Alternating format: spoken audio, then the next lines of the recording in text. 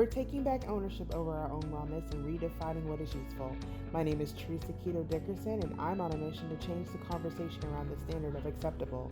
We're disrupting the way products are consumed and the ideas that we aren't in charge of our own wellness. Through connecting to community and professionals, we're clearing the path to live organically. This is an organic journey.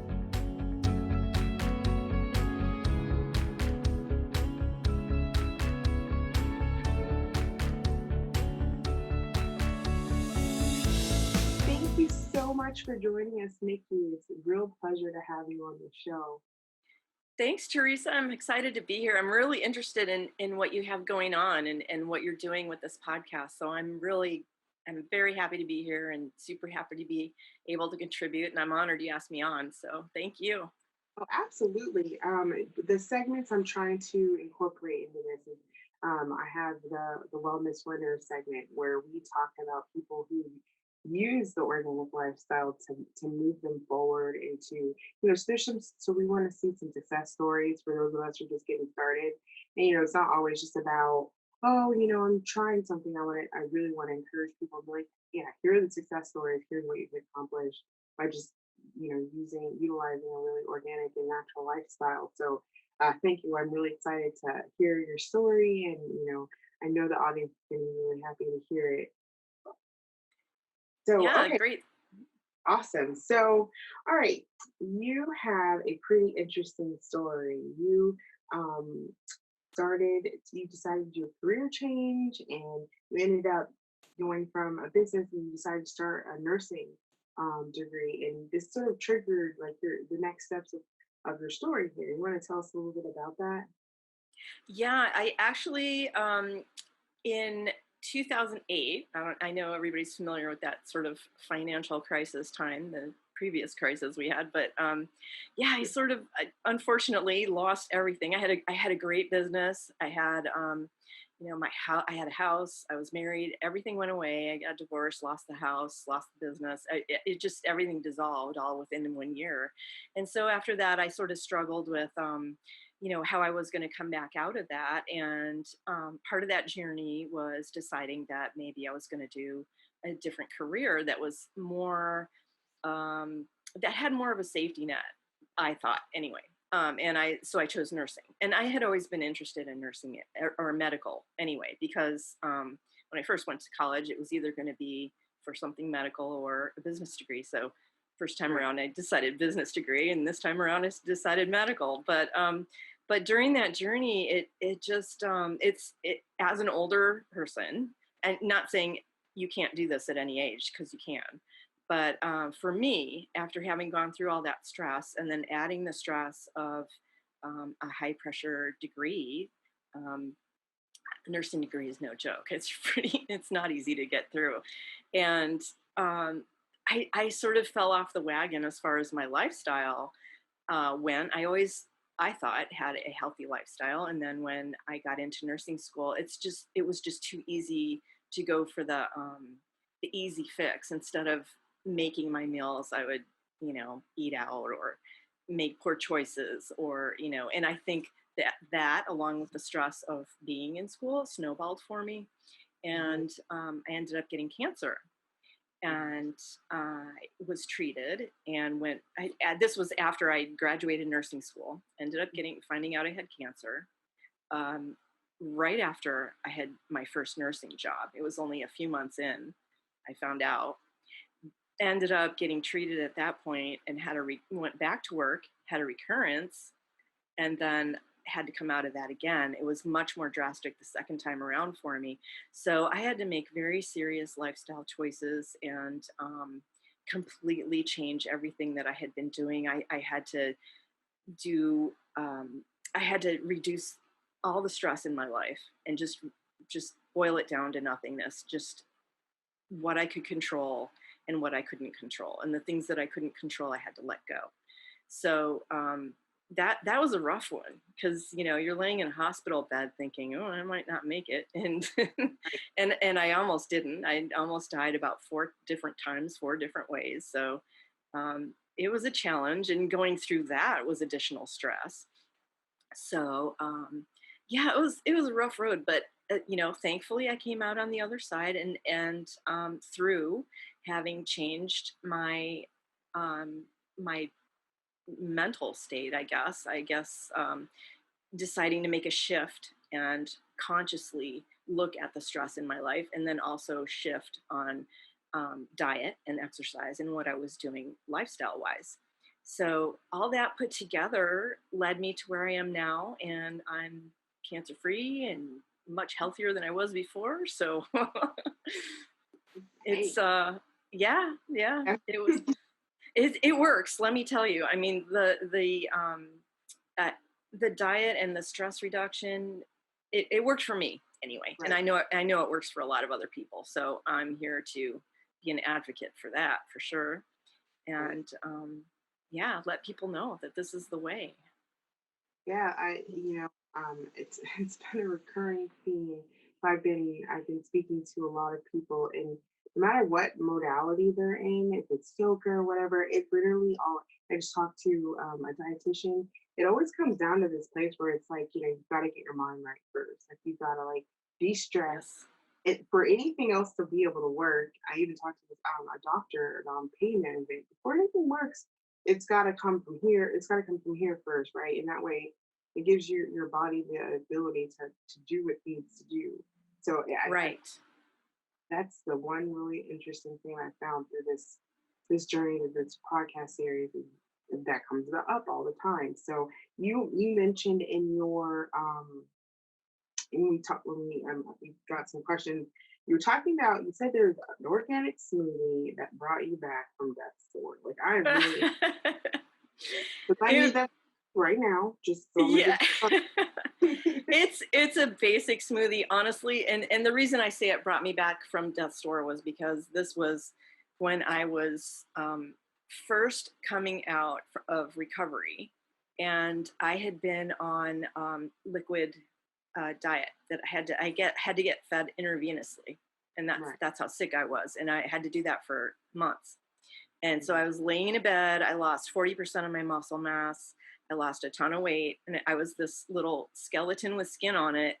And I had been, fed on this liquid diet. So the reason for that was because part of the treatment they gave me destroyed my small intestine. So I couldn't absorb food. I couldn't. Eating was not. I missed eating so much. I can't tell you, but Oh, yeah, I really missed eating. But I couldn't because nothing was getting absorbed. So the way I came back from that was through just a blueberry banana smoothie, or all organic blueberries, organic bananas, organic protein powder, organic almond milk, just basic, and that's all I could tolerate at the time. And that's the only thing that kept me going after the intravenous feeding was discontinued. So that's where I started back on my journey back with food was with that blueberry banana smoothie. wow. Did somebody Yeah. use blueberries and bananas, or you were just like, this was my favorite before. I'm just gonna throw it in. No, what happened was I'm not, well, you may or may not be aware, and most people are not, but most doctors do not have education in nutrition. Yeah. So I had to seek out someone who was an expert who also had a medical degree.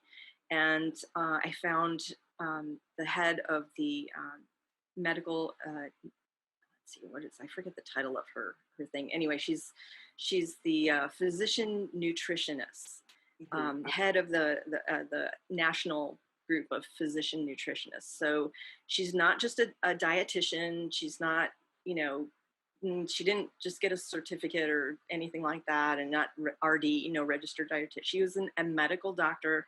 That's all she does. And she worked at UCLA in the cancer center, and she brought people back that were the worst cases through nutrition. So I sought her out, and she put me on that path. She recommended to start with those things, and that they were the most, in my case, because of my intestines being destroyed, my small intestine for absorption. I had to start with something super duper mild, and she said blueberries were the highest impact nutrition wise, and that I could, and also mild that I could put into my system. So that's why I started with that, the blueberries and the banana. Interesting. Yeah. Yeah. Wow. I mean, we maybe everyone doesn't, but most people know that blueberries are high in antioxidants. And Mm-hmm. that's really interesting that it has a really high impact. That's good to know. I love blueberries, so that's good to know. I think that helps us think about that in terms of if this is a if these are the foods that helped you from that point, then how much better can it help somebody from the midway point, right? So I think that's amazing.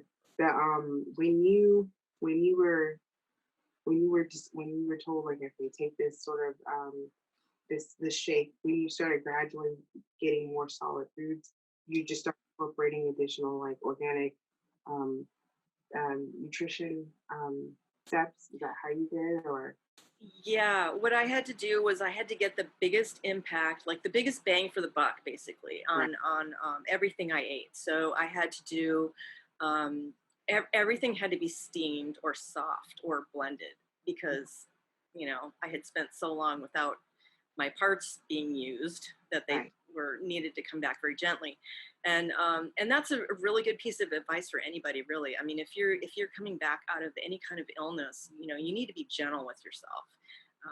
Don't like jump back into things. Just be gentle, come back gradually, and that's a really good key.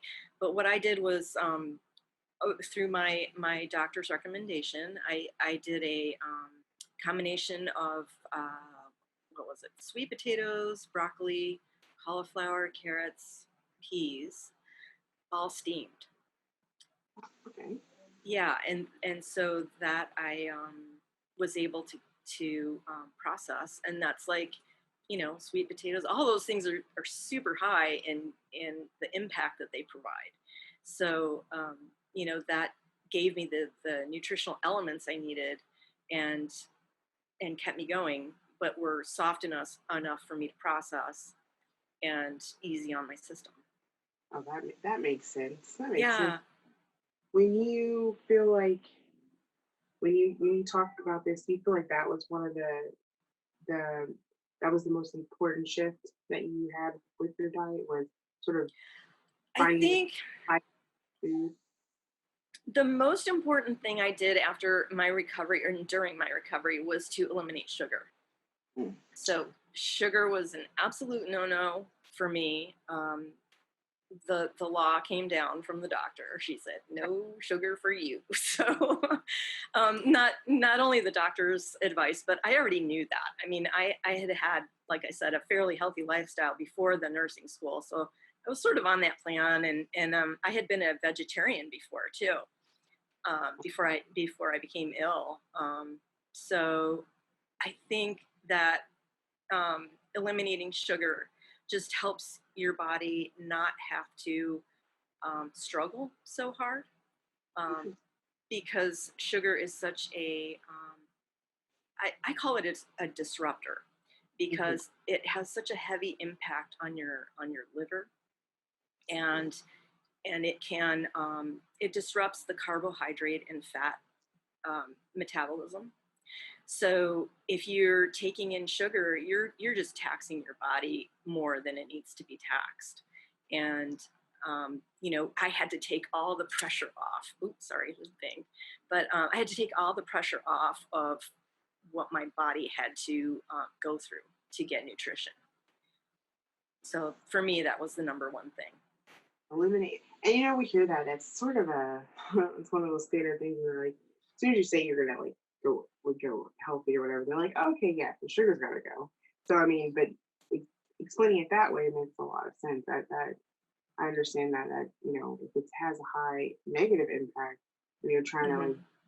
like to get well. And I know part of this podcast is around people who are, recovering from a chronic illness or in the middle of their chronic illness. And, they're trying to find a way to sort of like, I say take back ownership over their own wellness.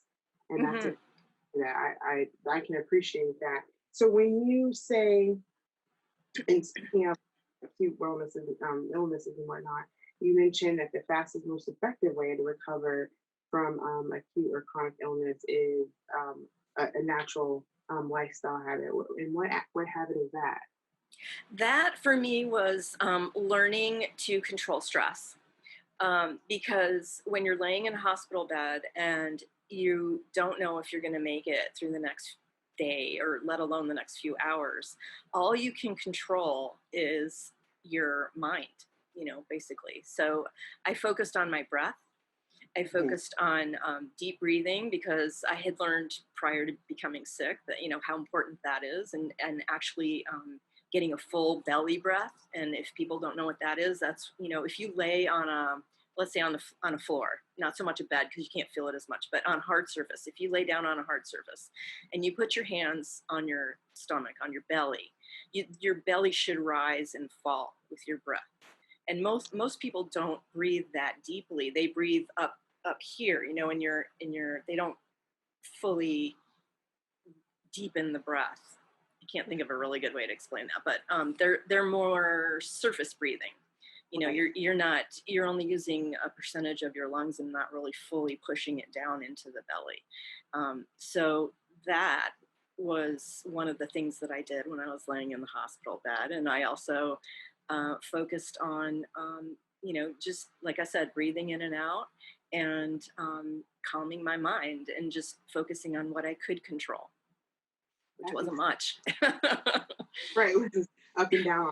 Right. You're like, I'm gonna go up right now. Oh, Right. why? Or, playing with the knobs on the hospital bed, or raise my head, lower my head. For really wild and flatten the whole thing. Yeah. Yeah, yeah. So getting de-stressed, and even in that instance, like we're making a joke about it, but there wasn't like a lot of external stress going on, but you still recognize that sort of needing to limit the stress is gonna help you in your recovery.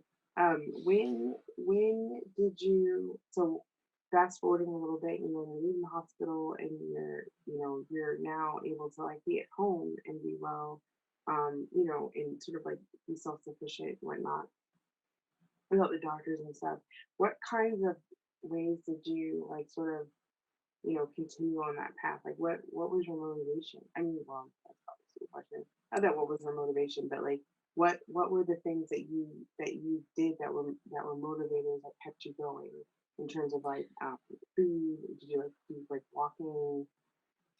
Yes. Yes to all of the above. I think what I did for my particular situation was I could do very little. Like I said, I lost 40% of my muscle mass, and so I was really weak. Even just walking from the bedroom to the kitchen that was my exercise for the day for a while. but but the point I want to make is, a lot of people are in situations like that, and you do what you can, but do something. Do something. And there were so many days where I didn't want to do it. I didn't have the oomph to even think about getting up and trying anything. But Yeah. I have a great husband and I have a dog. So, those two things motivated me. And I knew the dog had to go out, and my husband, of course, would take him on his walks. But I that was my thing. I always walked the dog, and when I couldn't do that, it was a very, I don't know. It felt like a loss to me.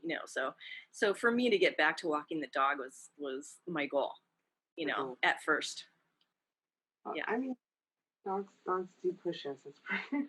But yeah. He that was that my comfort. that was yeah. Was he a service a comfort dog, or you just had a dog already? No, no, he's a golden retriever, and golden retrievers are just known for Yes. being Our the best. favorite breed of dogs are the Labradors and Retrievers. My favorite. Yeah, Yeah. they're just like genuinely just like that. Anyways, when you were I like so you mentioned that you just going vegetarian isn't really the best. Like, not that it's not the best, but it's not. It's the wrong way to look at it. Like, and I've been a vegetarian for 3 years, and I still am struggling with some of my own health issues. So it's not like it was like this magic pill. So what have you found out about that? Well, people think of being vegetarian in the wrong way because Yes, it's a healthy lifestyle, but you could eat beer and potato chips all day long, and those are vegetarian. That is true. You know, I mean, that's kind of the point I'm making. And the other Right. thing is, you can have like there's a lot of pre-made smoothies and drinks that have a lot of added sugar and things that are sort of counteracting the benefit that you're getting from the vegetables and everything that you're, the other side of it. But Right. so you have to really watch what you're doing, and just, saying, yeah, I just eat vegetables. You have to balance that. It can't be, um you know like, I think also the organic side of it is another thing. You can have vegetables, and if they're not organic, you could really be doing yourself damage if like the top vegetables that are the most dangerous to have if they're not organic. Um, so that's another thing. But I think that, I don't want to say being a vegetarian is a bad thing. It's not. But you have to really um, think about it and balance your diet, your what you eat throughout the day. Like I said, beer and potato chips. That's vegetarian. Yeah. I Are eat you? fries all for whatever. Mainly because we can go out to eat. Like that's all I can eat. So people are like, oh yeah, Mhm. get fries. But you're right. Not exactly the healthiest thing. Well, you have to watch the added sugar sometimes, and then added oil is the other thing. A lot of vegetarian dishes have a ton of added oil, and you're not doing yourself any favors there either. You know, Right. um, it's that's another thing to really watch out for, and the kinds of oils that you're putting into your body make a difference too. And my super duper nutritionist MD, um, she was adamant about taking out oil altogether. And I said, well, you got to give me something. so Right. olive oil was the one thing that I was allowed to do, but I mean, very tiny amounts. Just enough, So probably. yeah, just enough to be a catalyst, or even on a salad, just Right. enough to get it going. But the problem is people use too much, and it's easy to do. Yeah, it is. So you have to keep an eye on that. But I just think that you don't want to look at a healthy organic lifestyle as a restrictive thing. It's a very it's an open door. I mean, there's so many wonderful ways to implement that in your life, and it's not hard to do. Right. Right. That makes sense.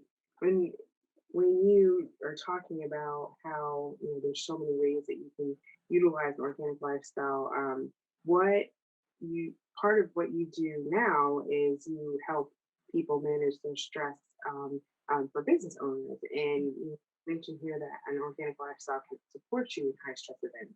And as a business owner myself, that is literally.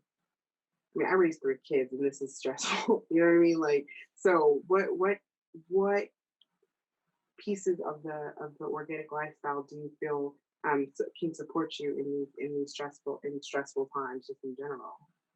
Well, I think if you are committed to an organic lifestyle, and you're committed to regular exercise, it can't just be about diet. It has to be the lifestyle, right? So you need some sort of movement and some sort of exercise to complement that too. But I think the stress reduction portion of it, business wise, is, for me, the way I look at it as a business owner is, the basically the pilot of the plane. And if you don't put your own mask on first, you can't help anybody else. Very You true. know, it's kind of, a lot of people use that analogy, but it's super true. If you can't be the person that has the energy and the direction and the leadership that you need to have, if you're not presenting your best self and having your best energy levels, then you can't really You most re- effectively help other people. right now that makes a lot of sense. You Mhm. we, I feel super inspired that part of your journey back and included like some of these like moments of clarity and like moments of like deep introspective thought that allowed you to move to like the next level in terms of like you said, when you were talking about I could only control like the one thing. So I'm trying to just like, I'm gonna center myself and like de-stress myself, even in a hospital bed. But then you just carry that over, and and you now built like a business around that. That's I mean, not that people don't understand stress from the get go, but like I like how you use that to sort of transform, the direction that you're going. What as a survivor, what types of steps would you recommend to someone who's suffering from a chronic illness or just wants to be well, just in general? What types of steps would you suggest, um, would you include in like a person's journey? I think basic rules of thumb for me are at least 5 cups of fresh fruits and vegetables a day, mostly vegetables. Hmm. Because again, fruits, even though they have sugar, it's the right kind of sugar, but you still have to not eat just fruit. So Right. I think, adding more vegetables to your diet, if you, it like rules of thumb for me work. So Okay. 5 cups of fruits and vegetables, if it's mostly vegetables, and then at least 20 to 30 minutes of exercise every day, minimum. And like I said, I like to space that out and take breaks throughout the day. Not everybody can do that, and not everybody has the energy to do that. But if you can even just um, I don't know, walk around the block or something like that at a decent pace. People do have access to hopefully outdoors if they can do that. If not, walk around your apartment or do a set of push-ups every hour or every couple hours or you know little things, just small things, as long as they're consistent, I think add up. Because when you're ill, it's too hard to change everything. It's too hard to make the big changes. So if you can just grasp on to the smaller things and a couple rules of thumb, then I think that's the way to go. Yeah, that makes sense. It's part of your.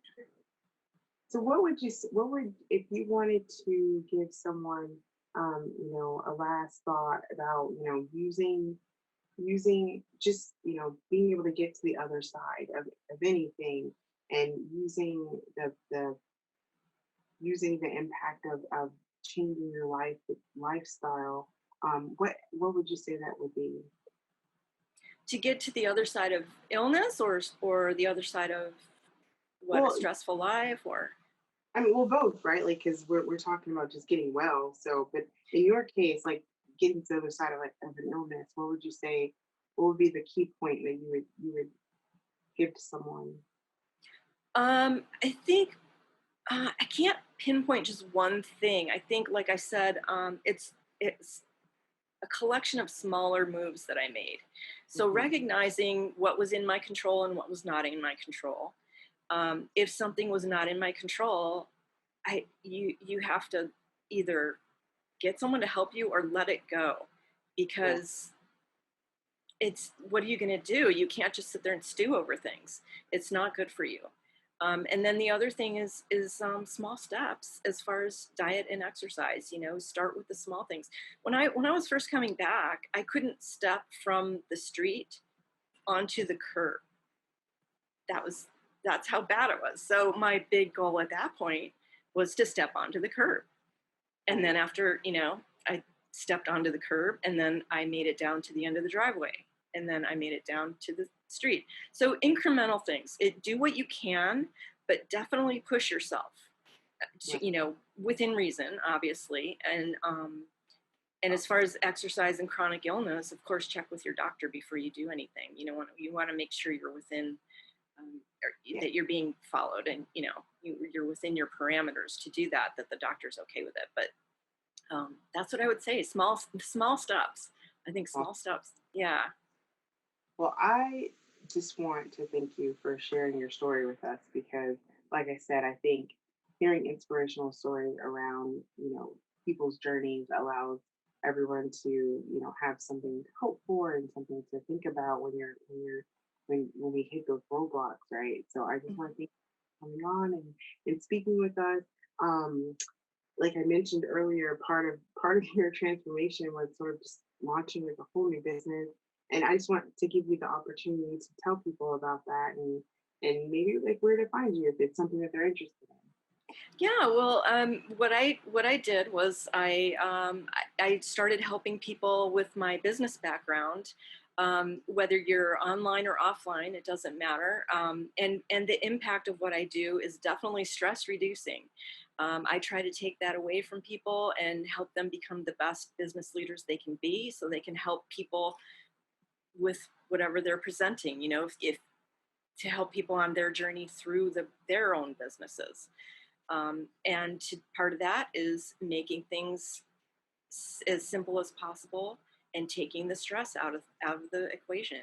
If you can just take a 30,000 foot view of Mhm. someone's business and be able to make simple steps, which is what I do, easy peasy, nothing Right. stressful, and small, like I said earlier, small increments. We do things, small things at a time that have huge impact.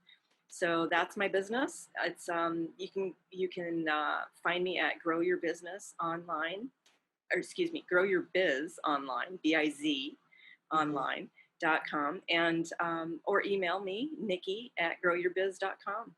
So those are ways to contact me, and I hope we were able to help some people today, because it's rough. It's not an easy journey. Yeah, Um, absolutely. Well, thank you. I'm sorry.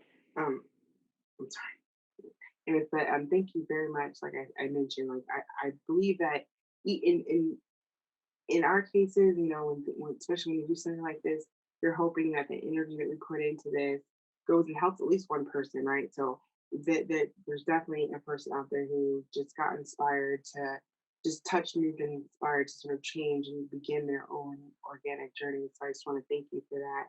And ladies and gentlemen, here's the Organic Journey. We're building a thriving community that loves consuming content on wellness and natural and organic living. So this is your journey. So find more ways to apply the techniques that you've learned today, and make sure you find ways to reach out and connect with people in your area. And also, you can find Nikki, like she mentioned, on her website at Nikki, or no, it's growyourbusiness.com, or the Grow Your Biz. Grow Your Biz. Grow Your Biz with growyourbizonline.com.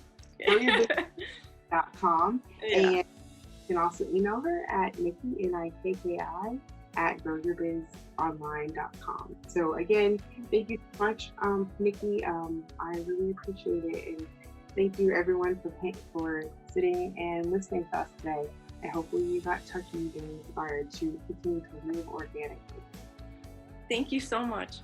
Thank you.